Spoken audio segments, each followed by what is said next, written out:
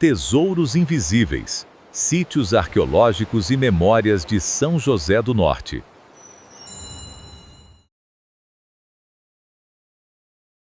Vamos fazer um exercício de imaginação? Tente visualizar uma paisagem, mas não a de hoje, cheia de placas, prédios e asfalto. Pense na Terra em seu estado mais puro. A gente vai viajar para um lugar e para um tempo, antes de tudo que a gente conhece, para descobrir as histórias que na verdade estão escondidas bem na nossa frente. A nossa jornada começa num lugar bem específico, lá na região de São José do Norte, no sul do Brasil. Mas olha, a história que a gente vai desvendar aqui poderia ser de qualquer lugar. É a história da Terra, antes da nossa contagem do tempo.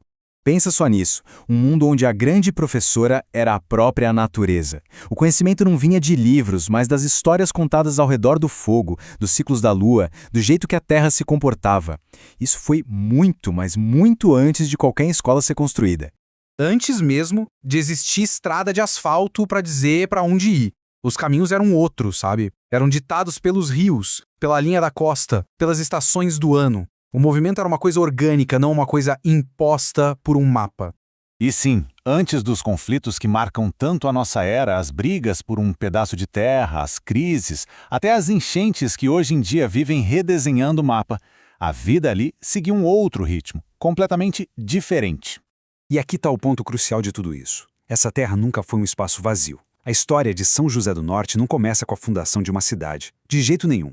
Ela começa com povos que entendiam o mar, o vento, que aprenderam a viver naquele equilíbrio delicado entre a lagoa e o oceano. A identidade deles era definida por esses elementos, não por uma linha desenhada num papel. Bom, se toda essa história existe, se todas essas vidas foram vividas, a pergunta que fica é meio inevitável, né? Onde é que estão as provas? Como é que a gente encontra aquilo que parece que simplesmente desapareceu? A questão, então, não é se a história existiu, mas onde ela está guardada. Ela não vai estar nos livros de história que a gente conhece, nem nos monumentos das praças. Ela está em outro lugar. Um lugar que a gente precisa aprender a enxergar. E a resposta, olha só que legal, está na ideia de tesouros invisíveis. Esse é o título do livro que serve de guia para a gente aqui, mas é também uma metáfora super poderosa. Fala sobre esses vestígios, essas memórias que a Terra guarda, só esperando para serem redescobertas. E isso nos leva para a ideia central, a mais importante de toda essa nossa conversa. A ideia de que o próprio território é um documento vivo. Ele não é só um palco passivo onde a história acontece. Ele é um arquivo ativo, um guardião de memórias. E aqui, a gente precisa expandir nossa ideia de território. Não estamos falando só de geografia, de um pedaço de terra no mapa. A proposta aqui é ver o território como uma nova forma de entender as coisas. Um lugar onde o passado e o presente se encontram, onde as histórias das pessoas, a cultura e o espaço físico se misturam numa coisa só.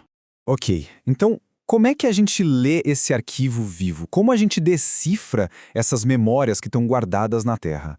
A proposta é usar uma ferramenta, uma estrutura de análise com 3 dimensões. É como se a gente ganhasse 3 lentes diferentes para enxergar esses tesouros. A estrutura se constrói assim, ó. Primeiro, a gente olha pela lente histórica, buscando os vestígios físicos, os sítios arqueológicos e as histórias que as pessoas ainda contam. Depois, a gente usa a lente jurídica, que revela como as leis e as lutas por terra definiram quem pertence e quem não pertence a esse lugar hoje. E por fim, vem a dimensão pedagógica, que nos desafia a enxergar a própria paisagem como se fosse uma sala de aula, um lugar de aprendizado. Juntando essas 3 visões, a gente começa a ter um retrato muito mais completo. Tá, a gente já entendeu como encontrar essa memória. Mas por que fazer esse esforço todo? Por que é tão importante desenterrar essas histórias que parecem invisíveis? A resposta vai no coração do que significa ter uma identidade. O ponto é o seguinte, ao reconhecer a memória do território, a gente faz muito mais do que só aprender sobre o passado. Lá nas raízes, a gente preserva identidades culturais que poderiam se perder para sempre. No tronco, a gente entende a origem de muitos conflitos de hoje. E lá nos galhos, a gente cria uma conexão muito mais forte com os lugares que a gente chama de lar. Reconhecer essa memória, no fundo, muda tudo. No final das contas, essa análise toda sobre São José do Norte é um convite.